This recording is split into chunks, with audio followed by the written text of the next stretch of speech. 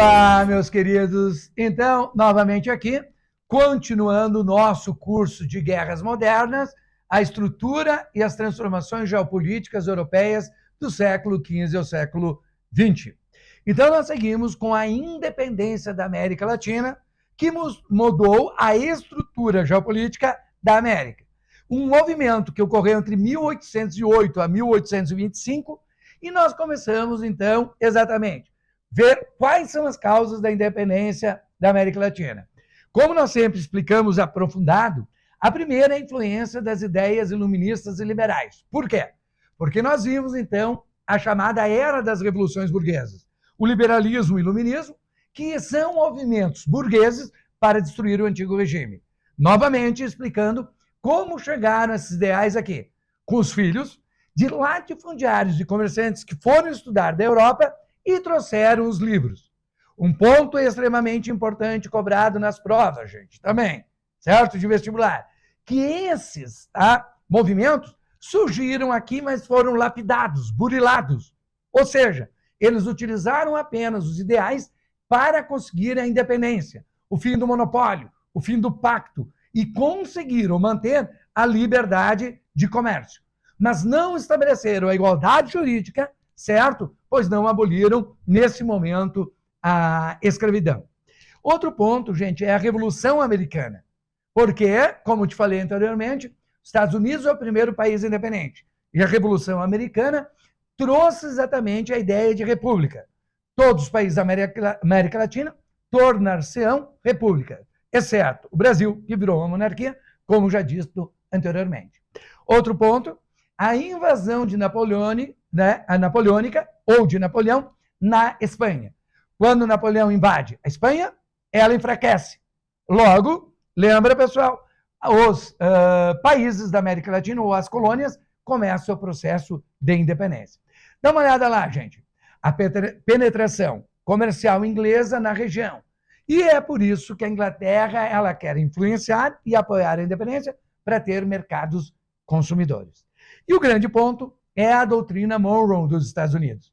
Quando o presidente James Monroe lançou a famosa frase América para os americanos, negando ou ficando contra a tentativa de recolonização da América, certo? Pelo famoso Congresso de Viena, que nós acabamos de ver. Então, gente, lembrar que o ponto central da independência é a influência e os interesses dos crioulos. Vamos lá, gente? Os crioulos eram chamados líderes políticos locais, espanhóis nascidos na América, que eram grandes latifundiários. Dominavam o poder político, lembra a gente, local, não nacional. Eles tinham o domínio sobre os cabildos. Os cabildos eram as chamadas câmaras municipais. Então, eles tinham poder local, mas eles eram submetidos ao poder dos famosos chapetones, que dominavam, então, as audiências e que eram brancos, espanhóis nascidos na Espanha e que vinham para a América dominar a estrutura política. Por isso, quando Napoleão invadiu a Espanha, os crioulos viram a oportunidade de derrubar os chapetones e proclamar, então, a independência da América Latina. Seguindo, então, gente, aqui está uma verdadeira família de crioulos. Brancos, então, nascidos na América, descendentes espanhóis, que tinham o poder político local. Beleza? Então, gente, vamos lá. Dentro do processo da independência, eu sempre mostro, gente, um fator primordial, que é exatamente a República Negra do Haiti. A República Negra do Haiti foi um processo entre 1792 a 1804, liderada por Toussaint Louverture e Jean-Jacques Dessalines. Qual é a importância, Marco, certo? A importância da independência do Haiti, o segundo país independente da América e o primeiro da América Latina. O primeiro, gente, que eles, ao abolir a escravidão, ao acabar com o pacto, eles também aboliram a escravidão. Então, é o único país que, nesse momento da América, vai utilizar, de fato, o iluminismo e o liberalismo quase puros, certo? Não mancos, não burilados, não lapidados. E aí, o que eles vão fazer, gente, certo? Vão proclamar a independência, mas vão também, então, gente, abolir a escravidão. Nós sabemos, gente, que historicamente, né, o Haiti passou a ter o domínio, certo, dos mestiços. Os mestiços são um grupo político local descendente de franceses, que tem grande ligação com a França, sua antiga metrópole, ou com os Estados Unidos. E são eles que têm o poder político local. São eles os causadores da Grande Guerra Civil. Porque como eles têm o poder político local, certo? E o poder econômico, cada vez que surge um presidente ligado, né, gente, ao povo, eles dão um jeito de derrubar. Por isso o Haiti, há pouco tempo, teve um dos seus presidentes assassinados. Vive em guerra civil, porque existe sempre o conflito entre os mestiços, a elite e o grande grupo de negros, que são os pobres do Haiti. Lembrar sempre, gente, tá? Como a gente está vendo, que a França, com o tempo, reconheceu a independência do Haiti, mas, ao mesmo tempo, exigiu uma indenização, certo? O que levará ao Haiti, vai, na verdade, ajudar o Haiti a não se desenvolver. Por quê? Porque grande parte da riqueza vai ser exatamente destinado ao pagamento da indenização à França. E aí, gente, tu vai dizer, pô, que legal, é a primeira república negra da América, o único país que aboliu a escravidão. E daí, gente? Você sabe o que aconteceu na política da América Latina? O Haiti foi excluído, como está escrito aí, de todas as conferências pan-americanas. Ou seja, por quê? Porque ele foi considerado um pária. Ele aboliu a escravidão, enquanto todos os outros países não aboliram. Por isso, o Haiti passa a ser uma nação reconhecida quando lá o Abraham Lincoln, na Guerra de Secessão, abole a escravidão nos Estados Unidos. Reconhece o Haiti como nação e é por isso que as outras nações também vão reconhecer. Então, vejam bem, é um fator importante na geopolítica internacional, porque um país que fez a coisa certa, aboliu a escravidão, foi excluído, considerado um pária na política internacional. Um outro grande problema, um outro ponto, gente, que eu vou mostrar para vocês aqui, tá? Problema não, mas um ponto. Como foi, então, a independência dos outros países importantes? No México, Iturbide, que proclamou a independência e proclamou-se imperador, mas um ano e meio depois ele foi deposto. E o México virou, então, uma república. Lembrar de Bernardo de O'Higgins, no Chile, em 1818, San Martín, que é o grande libertador da região sul da América do Sul, que saiu da Argentina e subiu com seu exército até o Peru. Libertou o Chile, o Peru, a Argentina.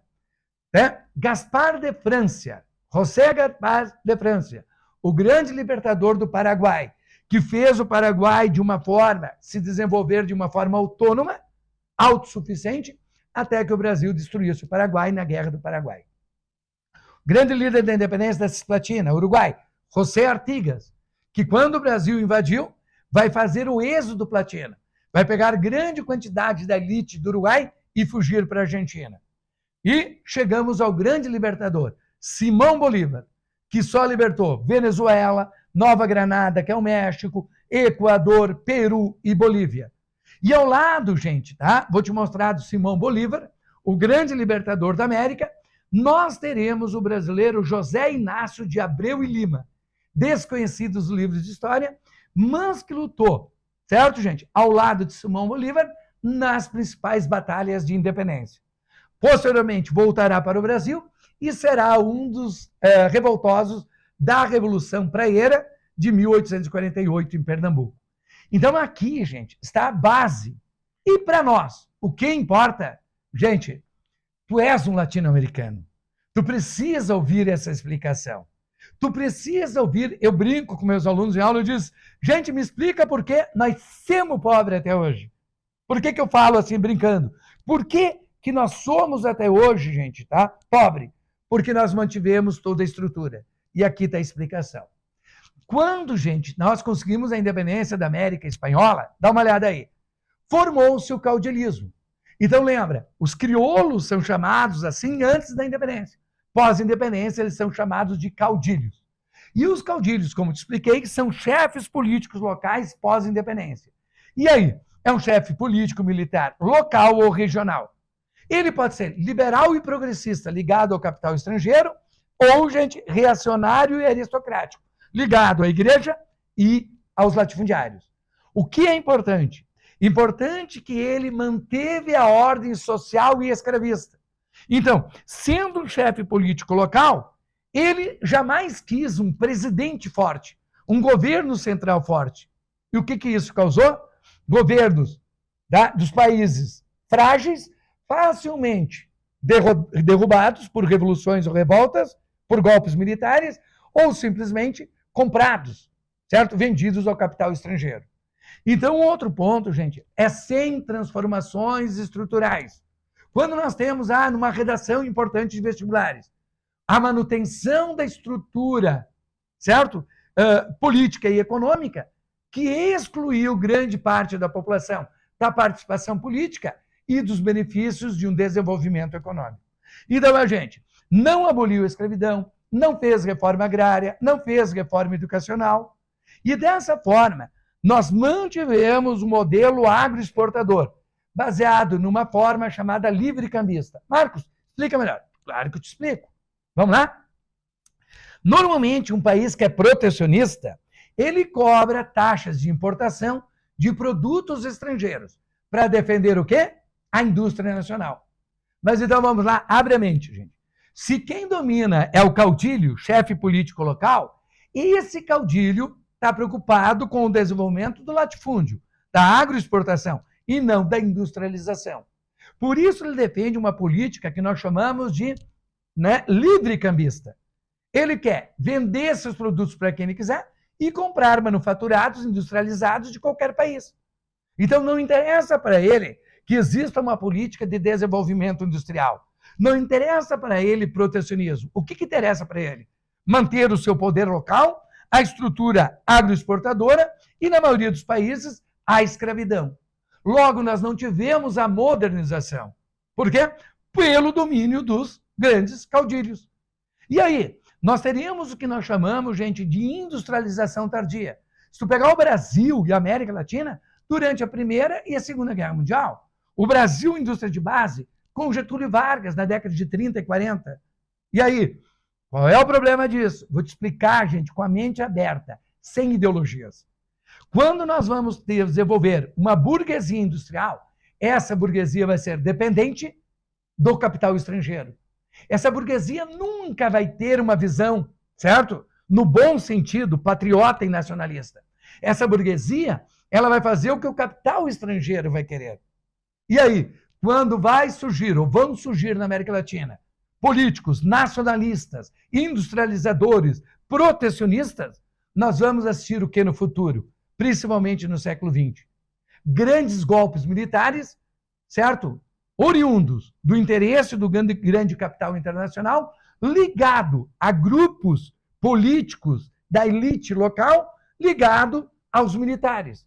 Então, as Forças Armadas da América Latina, ligadas à elite local, ligados aos interesses do capital estrangeiro, vão fazer dezenas de golpes derrubando presidentes nacionalistas, certo? E isso impedirá, de fato, o desenvolvimento de uma política industrializante e modernizante na América Latina.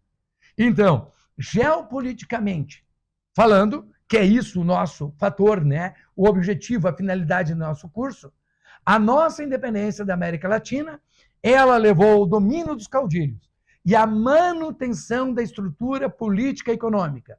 Ou seja, na política e na economia internacional, somos países periféricos, agroexportadores, exportadores de commodities, sem o desenvolvimento tecnológico industrial. Então, foi exatamente a forma de independência e o domínio dos caudilhos que impediu a nossa modernização, industrialização e verdadeira soberania nacional. Certo, gente? Um grande abraço. Não gosto muito desse conteúdo porque me indigna e logo voltaremos seguindo o nosso curso. Abraço, gente. Bora fazer história? Vem para História para Valer. Esperamos vocês.